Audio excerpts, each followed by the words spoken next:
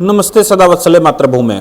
हम लोग आज इतने महत्वपूर्ण विषय पर चर्चा करने जा रहे हैं जो 1947 के बाद आज तक सेटल नहीं हुआ। आपको याद होगा मैंने वक्फ बोर्ड को लेकर, वक्फ की प्रॉपर्टी को लेकर ऑनरेबल सुप्रीम कोर्ट के एक जजमेंट को कुछ दिन पहले ही, मेरे ख्याल से 2 महीने हुए होंगे, तब मैंने कोट किया था और पूरा वक्फ बोर्ड का खेल भारत में क्या चल रहा है ये बताने की कोशिश की थी। बहुत कुछ आप सभी ने शेयर करके पूरे देश में उस पर स्पार्क किया था। पूरे देश से मुझे मैसेजेस आए थे और देश के बहुत बड़ी संख्या में लोगों ने मुझे उन प्रॉपर्टियों का मेल भी किया था और जैसा मैं सहयोग कर सकता था वैसा सहयोग हमारी टीम ने किया था। आज हम वक्फ बोर्ड से बड़ा एक मैटर खोलने जा रहे हैं और वो ऑनरेबल सुप्रीम कोर्ट में एक केस फाइल हुआ है और उस एसएलपी में, स्पेशली पिटीशन में, इंटरवेंशन एप्लीकेशन एक ग्रुप ने डाली है। मामला गंभीर है और पूरा कानून जानने की कोशिश करेंगे कि आखिर हमारे देश में अंग्रेज़ों के जाने के बाद भी बहुत बड़ी संख्या में जो प्रॉपर्टियां अंग्रेज़ों के कब्जे में थीं या अंग्रेज जिन प्रॉपर्टियों पर बैठा हुआ था वो कैसे आज भी उनके ही लोगों के कब्जे में है, और अगर उनके लोगों के कब्जे में नहीं है तो उनके परस्ती में, नत परस्ती में काम करने वाले, देश में कन्वर्जन करने वाले, देश को अपना देश न समझने वाले, देश में एक अलग तरह की बयार चलाने वाले लोगों का है। मैं सदैव से कहता आया हूं कि जो इस्लामिक चरमपंथ है वो हमारे देश के लिए खतरा है, लेकिन ये जो साइलेंट कन्वर्जन है ये हमारे देश के लिए और बड़ा खतरा है।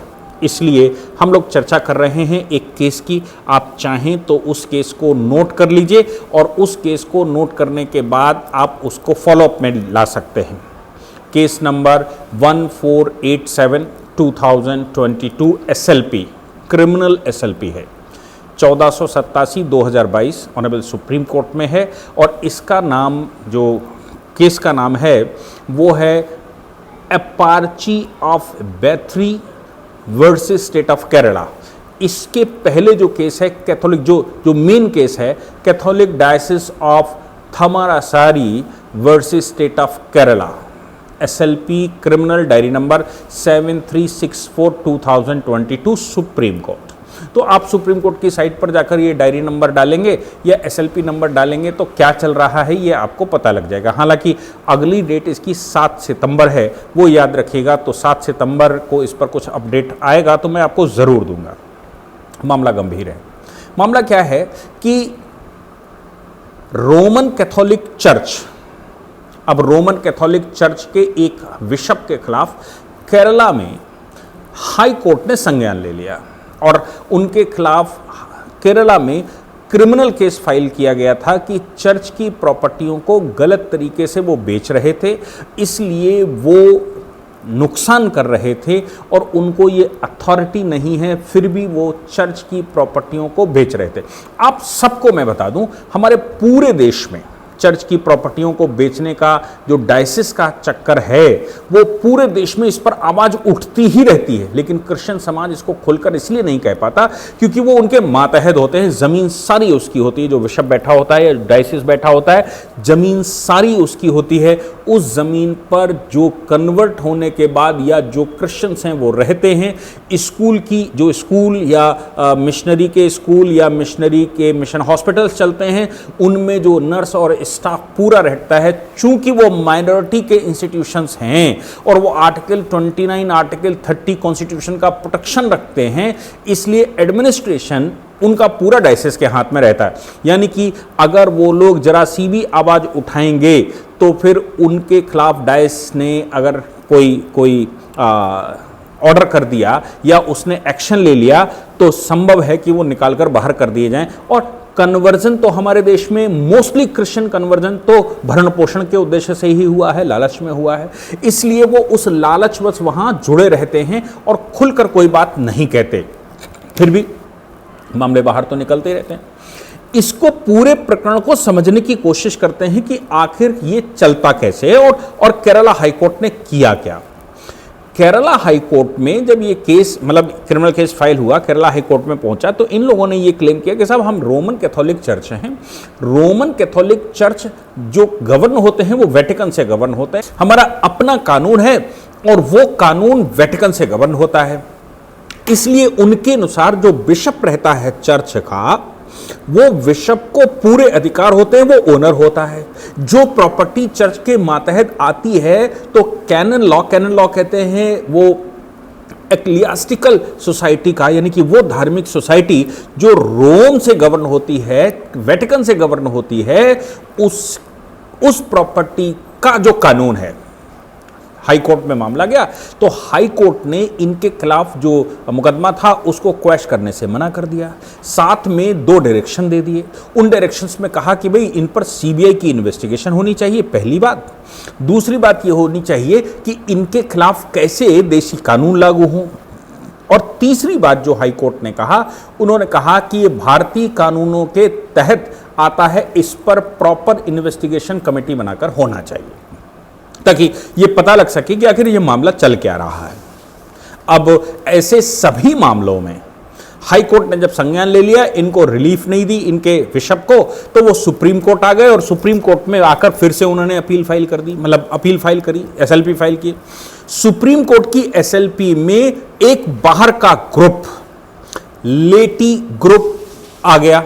लेटी ग्रुप ने इंटरवेंशन एप्लीकेशन डाली और उन्होंने कहा कि जो चर्च के एसेट्स हैं, उन एसेट्स को गलत तरीके से क्लर्जी अथॉरिटेरियनिज्म के मातहत जो कैनन लॉ से गवर्न होते हैं, ये गलत तरीके से बेच लेते हैं और पैसा लेकर ये चले जाते हैं। अब हो क्या रहा है हमारे पूरे देश में?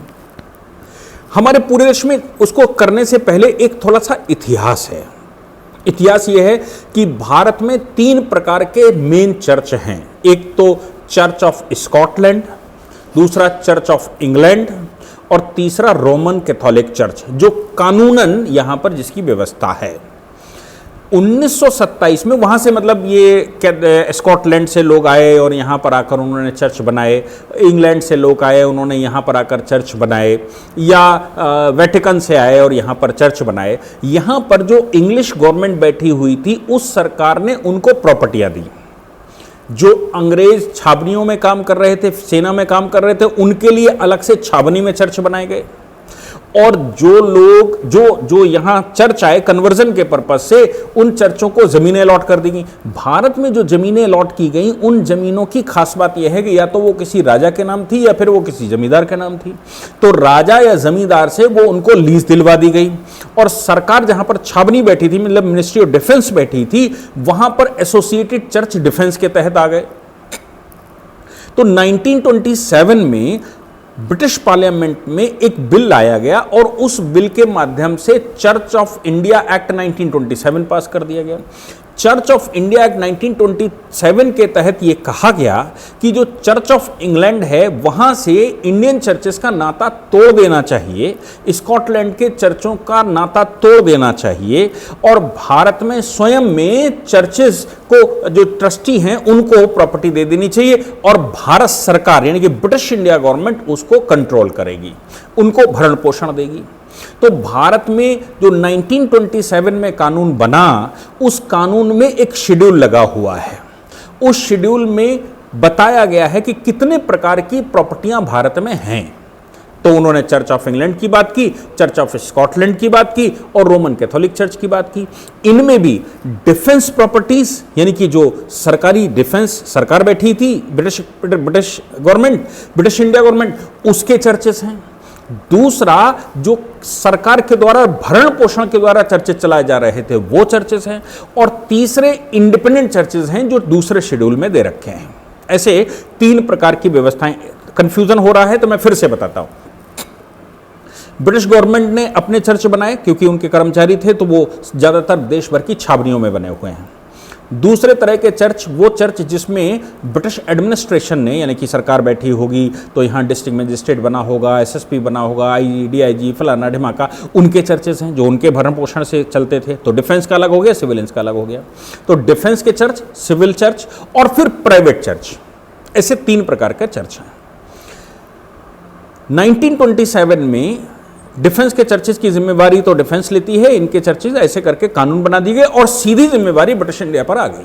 ब्रिटिश गवर्नमेंट देखने लगी। अब ब्रिटेन को, ब्रिटिश गवर्नमेंट को यहां से वापस जाना है। यानी कि वहां से नाता टूट गया, चर्च ऑफ इंग्लैंड से नाता टूट गया, चर्च ऑफ स्कॉटलैंड से नाता टूट गया।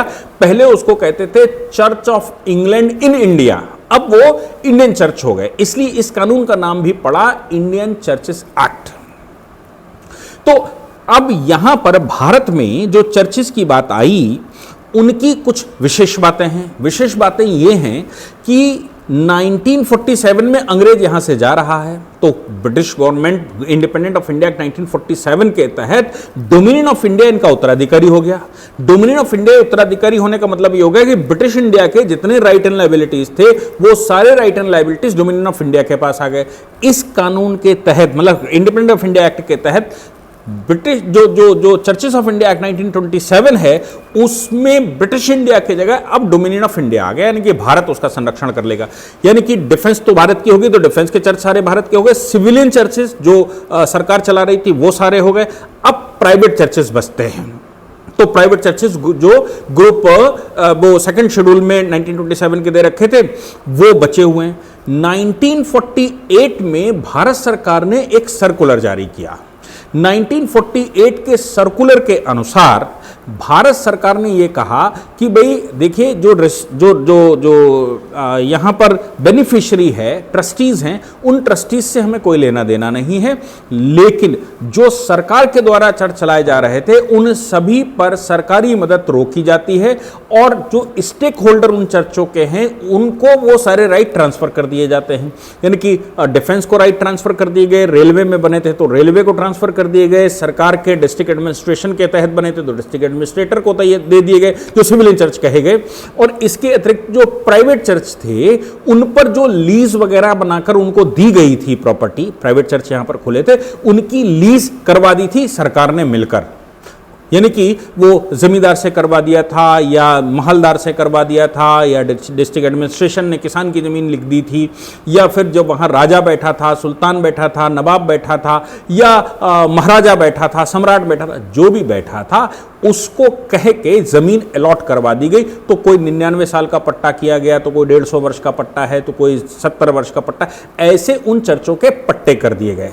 इसके अलावा चौथी कैटेगरी आज की तारीख में लोगों ने नए खोल कर रखे। नए खोल के मतलब है कि कोई नया क्रिश्चियन कन्वर्ट हुआ और उसने देहात में जाकर जमीन खरीदकर वहां एक चर्च बना लिया, अब वह प्रेयर वहां करवाता है, वहां जितने उसने कन्वर्जन कर लिए वो संडे संडे प्रेयर करने आते हैं, 100-200 रुपए चढ़ाते हैं। ऐसे अगर वो 1000 लोगों को प्रेयर करवा देता है कन्वर्जन करवाकर, और 100 रुपए भी, 50 रुपए भी एक व्यक्ति चढ़ाता है, तो उसका ये हो गया, और 4 संडे हो गए। फिर शादी बारात वो करवाता है क्रिश्चियंस की, उसमें कुछ उसको मिल जाएगा, अतना मतलब जो भी जितने कार्यक्रम होंगे, शादी बारात, बच्चा पैदा हुआ, ये हुआ वो हुआ, तो उनमें कन्फेशन करेगा, इनमें सब में पैसा पैदा होता है। तो वो उनकी अलग व्यवसाय, उनका अलग सिस्टम चलता है, वो प्राइवेट है, वो एसोसिएटेड मेन चर्चों से नहीं है।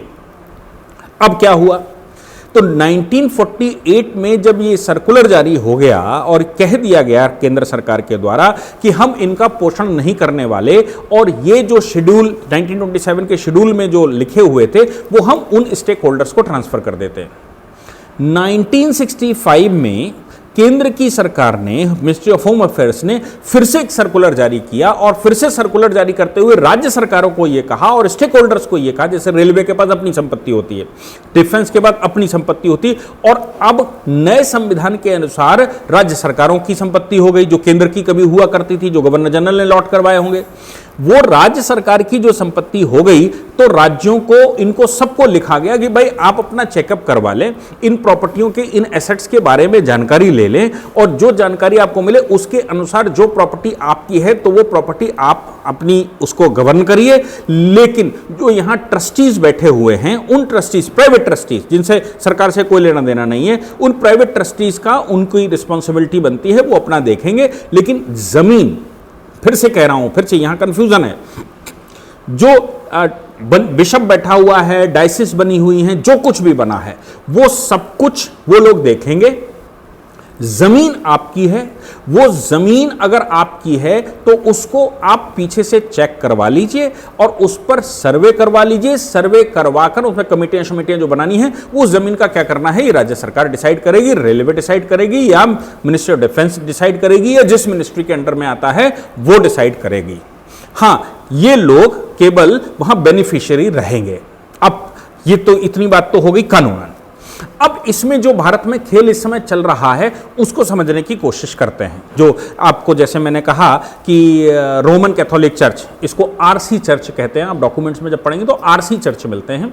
आरसी चर्चेस की बात या इंग्लैंड के चर्चों की बात या स्कॉटलैंड के चर्चों की बात, churches of England in India जब 1927 में खत्म हो गया था, उसके बाद भी चर्चेस ऑफ इंग्लैंड यहां कनेक्टिविटी में रहा। 1947 में जब सरकार ने प्रॉपर्टी अपने कब्जे में, मतलब सरकार की हो गई, केंद्र की सरकार की हो गई, तो भारत में एक नए तरह की ऑर्गेनाइजेशन बनी। तो चर्चेस ऑफ इंडिया भारत में अलग ऑर्गेनाइजेशन बनी, क्योंकि ये कह दिया 1948 में कि जो ट्रस्टीज हैं, चर्च ट्रस्टीज हैं, वो इसको गवर्न करेंगे। तो चर्च ट्रस्टीज गवर्न करेंगे, तो ये कानून खोल दिया। तो यहां पर तमाम तरह की ऑर्गेनाइजेशन ट्रस्ट के रूप में रजिस्टर हो गई, यहां तमाम तरह की एसोसिएशन रजिस्टर हो गई, यहां तमाम तरह की चैरिटेबल कंपनी रजिस्टर हो गई। मैं बड़े जिम्मेदारी से कहता हूं कि यहां पर तमाम तरह की कंपनियां रजिस्टर हो गई। अब जो कंपनी रजिस्टर हो गई, जो एसोसिएशन रजिस्टर हो गई, मतलब आरओसी के पास, रजिस्ट्रार के पास वो रजिस्ट्रेशन करवाने के बाद वो हो गई, या फिर कोई ट्रस्ट रजिस्टर हो गई। अब वो ट्रस्ट ने क्लेम किया कि भाई ये जमीन मेरी है। अब वो उस पर, उस ट्रस्ट का बिशप बैठा हुआ है, वो बिशप जो है या डायसिस उसने बना रखा है, वो सब अपने अपने हिसाब से जिसका जहां मौका मिलता है वो संपत्ति को बेच लेता है। बेचने के बाद वो धन जेब में करता है और ऐसा बेचता रहता है। उसका एक हायरार्की है पूरे ऑल इंडिया में, वो उस हायरार्की में पैसा बांट लेते हैं आपस में। तो जो मेन खेल यहां पर चला, जिसको लीगल फ्रेटर्निटी को भी इन्होंने धोखा दे दिया, वो क्या था? जब, मैं फिर से कह रहा हूं, जब चर्च ऑफ इंडिया एक्ट बन गया तो भाई फिर इंग्लैंड का कोई मतलब नहीं रहा। लेकिन 1947 में एक बॉडी नई बनी, उसको कहा गया उसको कहा गया church of association for the church of India, Pakistan, Sri Lanka, यानी कि सीलोन उसमें लिखा गया, एंड वर्मा। तो एक नई ऑर्गेनाइजेशन आ गई जिसको कहा गया कि churches of England in India, churches of England in India जो खत्म हो चुकी, churches of England in India, Pakistan, Ceylon यानी कि श्रीलंका, और बर्मा नई बन गई। उसने इन जो चर्च थे, चूंकि नेहरू जी मंद बुद्धि बैठे हुए थे, बुद्धि बंद करके बैठे हुए थे, तो उसने यहां के चर्चों पर क्लेम कर दिया। हमारे यहां कोई रिएक्शन हुआ नहीं, रिकॉर्ड्स में वो लिख दिए गए। अब उसने क्या किया, church of India, Pakistan, Ceylon और वर्मा ने अपने तोड़ दिए। भारत में अब 2 ऑर्गेनाइजेशन रजिस्टर हुई बहुत बाद में, जिसको अब जो आज की तारीख में आपको सुनने को मिलेगा, जिसको सीएनआई और सीएसआई कहते हैं, चर्चेस ऑफ नॉर्थ इंडिया और चर्चेस ऑफ साउथ इंडिया। अब चर्चेस ऑफ नॉर्थ इंडिया का ऑफिस नागपुर में बनाया गया। उसने अपने तमाम डायसिस खोल दिए देश भर में जो नॉर्थ इंडिया में थे। उन डायसिस में, जैसे मैं उत्तर प्रदेश की बात करूं तो डायसिस ऑफ लखनऊ और डायसिस ऑफ आगरा, तो उसने डायसिस खोल दिए। उन डायसिस ने क्या किया, अपनी अलग एक संस्था रजिस्टर कर ली। लखनऊ वाले ने तो 1970 में रजिस्टर की, तो उसने एक नई संस्था रजिस्टर कर ली, कंपनी रजिस्टर कर ली, और ये कहा कि भाई इतने चर्च ये मेरे हैं। इनकी प्रॉपर्टियों पर वो खेलने लगा, उसको बेचने लगा। अब इनके जो मुकदमे आते हैं आज की तारीख में, उत्तर प्रदेश का मैं घटना बता दूं कि पीटर बलदेव के खिलाफ मुकदमा हुआ। गोरखपुर में कुछ प्रॉपर्टी और लखनऊ में कुछ प्रॉपर्टी बेचने के चक्कर में 10,000 करोड़ की प्रॉपर्टी उसने बेची। वो बिशप है, आर्क बिशप है, और ये लखनऊ डायस का है। लखनऊ डायसिस से नीचे हर डिस्ट्रिक्ट में या हर जगह छोटे छोटे वो ग्रुप्स बना दिए गए, वहां डायस बैठ दिया गया। उसने क्या किया कि इन डायसिस को, जो यहां पर बैठे हुए हैं लखनऊ में, कानपुर में, गोरखपुर में, झांसी में या और जगह, तमाम जगह पर बैठे हुए हैं, उनके ग्रुप्स ने उन प्रॉपर्टी को बेचा। उसको पीटर बलदेव, जो इनका मुख्य नॉर्थ सीएनआई का है, उसको ये पैसे देते हैं। चर्च ऑफ इंडिया ने एक मुकदमा कर दिया, जो कि चर्च ऑफ इंडिया भी खत्म हो गया, वो भी भारत सरकार हो गई, तो चर्च ऑफ इंडिया ने एक मुकदमा कर दिया। चर्च ऑफ इंडिया ने मुकदमा करके इस पर क्लेम कर दिया कि भाई ये फर्जी है, CNI का जो ये बैठा हुआ है, लखनऊ चर्च एसोसिएशन, क्या ऐसा कुछ उसका नाम है, दोनों के बीच में, और ये कहा कि साहब इसने 10,000 करोड़ की प्रॉपर्टी बेच दी, FIR हो गई, FIR पर गिरफ्तारी के आदेश हो गए, गिरफ्तारी के आदेश होने पर पीटर बलदेव गिरफ्तार हो गया। अब PC सिंह एक कोई है, PC सिंह की गिरफ्तारी का नंबर चल रहा है, पीछे पड़ी हुई है, आगरे से अलीगढ़ में उसने बहुत सारी प्रॉपर्टियां बेच बाच के ऐसा कर लिया। तो वो पीटर बलदेव का बॉस PC सिंह है, वो मॉडरेटर कहा जाता है डाइसिस का, तो वो CNI का मॉडरेटर कहा जाता है, वो उसको बेच रहा है। कुल मिलाकर ये जो प्रॉपर्टियां हैं जो सरकार मैनेज करती थी, उन प्रॉपर्टियों पर रिकॉर्ड्स देखने के बाद केंद्र सरकार ने 1948 में और 1965 में और 1960 में चर्चेस ऑफ इंडिया एक्ट भी खत्म कर दिया था। जो 1927 में चर्चेस ऑफ इंडिया एक्ट बना था वो भी खत्म कर दिया था। 1948 में उसके नोटिफिकेशन कर दिया था, लेकिन 60 में उसको खत्म किया, 65 में रेगुलेशन जारी किया, 65 में सभी राज्य सरकारों को कम्युनिकेट किया उसने और कहा कि ये सारी प्रॉपर्टियां केंद्र की हैं।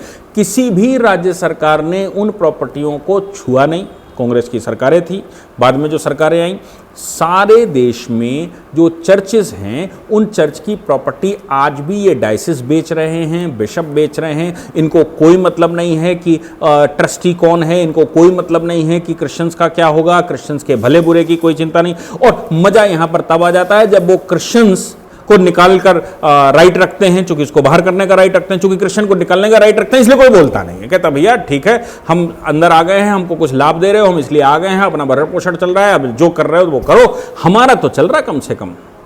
तो ये जो मामला आया, ये रोमन कैथोलिक चर्च में, देखो चर्च ऑफ इंडिया एक्ट में रोमन कैथोलिक चर्च को उन्होंने कवर नहीं किया था, उन्होंने उसको अलग सूची में रखा था, बाकियों को उन्होंने कवर कर लिया था। तो रोमन कैथोलिक चर्च वाले कह रहे हैं हम वेटिकन से गवर्न होते हैं। हाई कोर्ट ने कहा वेटिकन से तुम गवर्नर हो नहीं सकते, तुम्हारे ऊपर नेटिव लॉ लगते हैं, भारत का कॉन्स्टिट्यूशन से गवर्नर हो गया, ऐसा नहीं हो सकता। इसलिए भारत से कॉन्स्टिट्यूशन के गवर्नर होने की वजह से, चूंकि कॉन्स्टिट्यूशनल वायलेशन है, इसलिए तुम क्रिमिनल हो और तुम्हारे खिलाफ मुकदमा होगा, और उनकी गिरफ्तारी के आदेश दिए, CBI इन्वेस्टिगेशन दे दिया। उसके खिलाफ ये लोग सुप्रीम कोर्ट गए हैं।